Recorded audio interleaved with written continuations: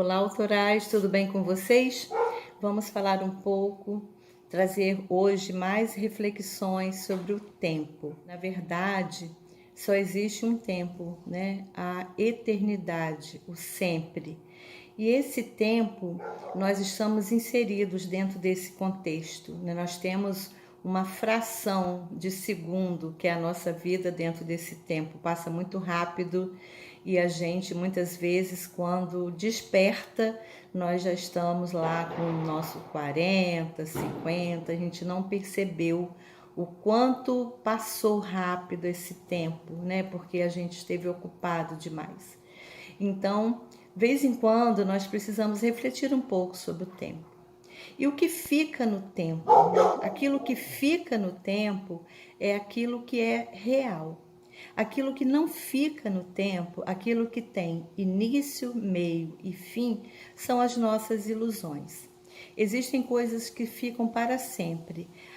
O aprendizado que nós adquirimos e que nós conseguimos praticar, isso se incorpora na nossa alma, no nosso ser, como uma sabedoria. Isso fica no tempo, nós vamos levar isso, né?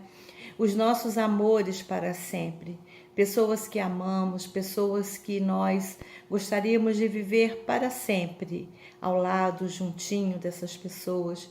Nós também incorporamos esses amores no nosso sempre, com os laços da eternidade. Os nossos ódios também, que não terminam, ficam no tempo para novos resgates, para novos encontros e novas oportunidades.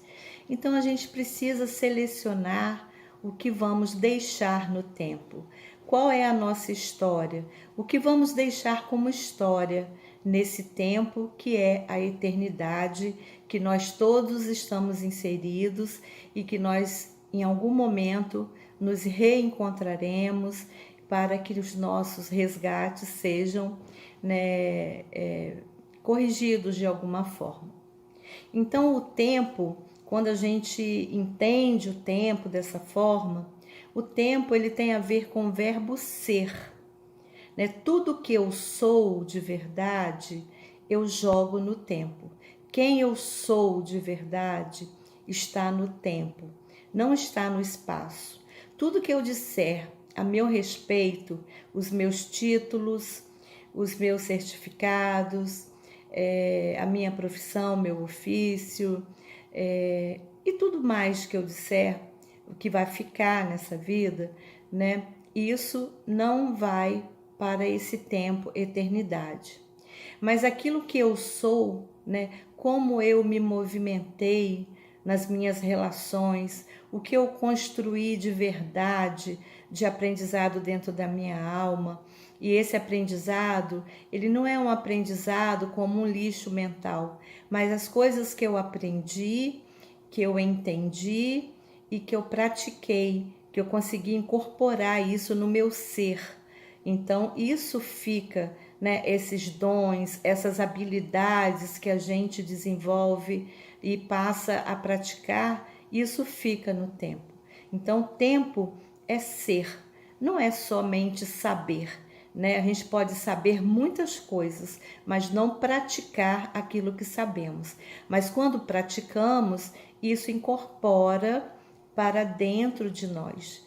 Então, o tempo também, ele nos dá a oportunidade de sairmos do nosso egoísmo, de sairmos desse olhar pequeno para o nosso umbigo, para os nossos problemas pessoais somente. Não que isso não tenha importância, porque nós precisamos sim, né, resolver os nossos problemas pessoais, mas em algum momento a gente também tem que passar a olhar maior, né, a ter um olhar como se tivesse uma lente de aumento, porque a gente pode também, mesmo que tenhamos problemas pessoais a serem resolvidos, nós também podemos contribuir com a vida das pessoas. E isso, o tempo vai nos mostrar, né, essa necessidade de um olhar maior, de forma que eu possa contribuir para mais pessoas. E quanto mais pessoas eu consigo agregar no meu trabalho espiritual, né, dentro daquilo que eu sou, e aqui eu não estou dizendo de uma religião, né, mas de uma pessoa que quer fazer diferença no mundo através daquilo que ela é, né, de generosa, de empática, de respeitosa. Então, tudo isso de bom que está incorporado a quem eu sou, eu estou deixando essa marca na vida, dentro da minha história e dentro do tempo. Há muitos anos atrás, em 94, mais ou menos, eu estava num congresso de astrologia no Rio Centro, e aí foi colocado que no último milênio, né, a humanidade passaria por 7 desafios. E quando eu estava preparando, né, o estudo do Guiança, né, do curso Guiança, que eu falo e aprofundo, né, sobre o tempo e todos os orixás, eu coloquei dentro do conteúdo do tempo esses desafios, que são: primeiro, a humanidade passaria a lutar contra doenças autodestrutivas, né? O próprio corpo atacando o corpo. Então, isso seria uma marca do último milênio, quando as doenças autodestrutivas começassem a aparecer em grande quantidade. E nós já estamos vendo isso, né? Muitas doenças autodestrutivas. A escassez também. As pessoas vivendo a escassez não só da miséria e da fome, mas uma escassez humana, uma escassez de sentimentos nobres, uma escassez de um olhar maior, né? E aí a pessoa vai se tornando escasso porque ela não consegue expandir, ela se ocupa somente com aquilo que está diante dos seus olhos, né? E aí ela não consegue fluir na vida, e aí ela passa a viver a escassez. O desequilíbrio relacional, as pessoas criando rompimentos, cancelamentos, a gente está vendo isso muito nas redes sociais, né? Esse desequilíbrio relacional, as pessoas sem paciência para ouvir, para conversar, achando que um parabéns dado, né, pelo WhatsApp ou por uma rede social qualquer, né, isso é o bastante, o suficiente, que substitui um abraço, que substitui um gesto de carinho. Então, isso vai deixando as relações mais frágeis, e isso vai trazendo um desequilíbrio, né? Porque perdemos o olho no olho, perdemos o abraço, que na pandemia a gente tinha tanta saudade, mas terminando a pandemia, né, a crise da pandemia, nos esquecemos novamente, estamos nesse desequilíbrio relacional.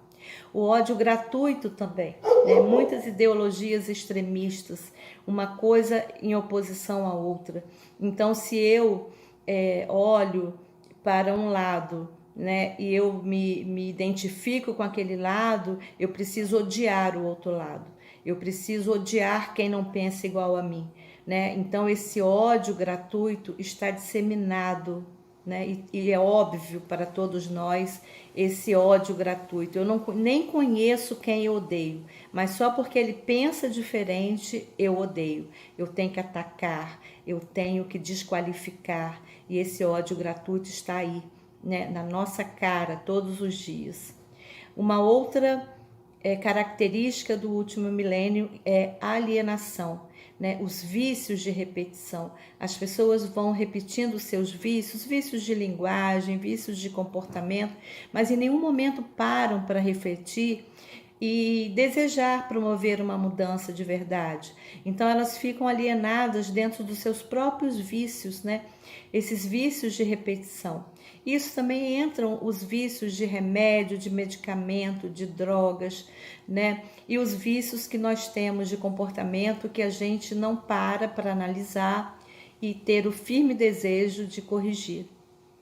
A solidão, né? Então a solidão é para os indivíduos que fazem uma opção pelo egoísmo, porque a solidão de uma pessoa espiritualizada, de uma pessoa que sabe, que escolheu viver só, né? Ela vive só, mas ela vive com uma missão de oferecer luz, uma missão familiar ou uma missão dentro de uma sociedade, né? Ou dentro de uma casa, de uma coletividade, onde ela faz o seu trabalho, né, altruisticamente, e ela sabe que não é só, ela trabalha em prol de outras pessoas. Então esta solidão é a solidão saudável, né? Você não é obrigado a escolher conviver, né, se casar, ter uma família, mas você escolher viver essa solidão, mas colocar a sua vida à disposição de outros seres, né? Então, criando vínculos, né, sociais, amorosos com pessoas, e não necessariamente ser uma relação de amor, né? Então, essa solidão é saudável, mas aquela solidão que o indivíduo resolve se recolher numa ilha e não se relacionar com ninguém, né, é uma solidão doentia. E muitas pessoas hoje estão solitárias porque elas se escondem atrás das telas dos computadores e acham que se relacionam com pessoas, né, numa ilusão que tudo isso é falso. Quantas pessoas da nossa rede social a gente convive, né? Muito poucas pessoas, né? Muitas pessoas entram na nossa rede social, pedem amizade, né? A gente aceita, mas não se relaciona, não faz parte da nossa vida, da nossa rotina, né? Daquilo que está perto de nós. Então, as pessoas ficam solitárias e se relacionando dessa forma, virtualmente, achando que tem amigos, que tem algum tipo de relação, e essa solidão não é uma solidão saudável. O medo, né, também é um desafio desse tempo. Esse medo de perder o emprego, esse medo do que será o futuro, esse medo de ser frágil, de se tornar pequeno, o medo de perder alguma coisa, perder alguém, né? Então daí vieram as fobias, né? Tantos medos, tantas pessoas com síndrome do pânico, porque elas não se sentem seguras, né, nessa sociedade, talvez por não terem raízes profundas ou por não estarem alimentando as suas raízes profundas. E isso vem trazendo esses medos e são desafios desse último milênio. Então esse tempo, né, que nós estamos vivendo é um tempo de grandes desafios e que nós possamos aprender a ser, né, e não nos envolvermos tanto com ter, né, ou de saber coisas. Eu preciso saber coisas agora, nesse minuto, está atualizado. Isso tudo é ilusão.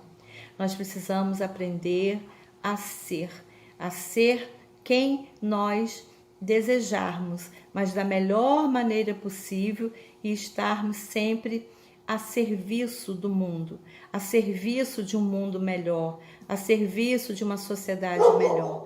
É isso que nós vamos deixar no tempo, é isso que nós vamos deixar na nossa história. E só fica no tempo aquilo que nós conseguimos fazer, desenvolver daquilo que somos, na nossa melhor versão. Eu espero que você tenha gostado dessa reflexão, que siga os nossos conteúdos, ative o sininho e venha para esse trabalho de guiança, essa tribo de autorais que desejam o livre pensar, porque o conhecimento é livre e nós podemos pensar diferente e não tem problema nenhum. Axé.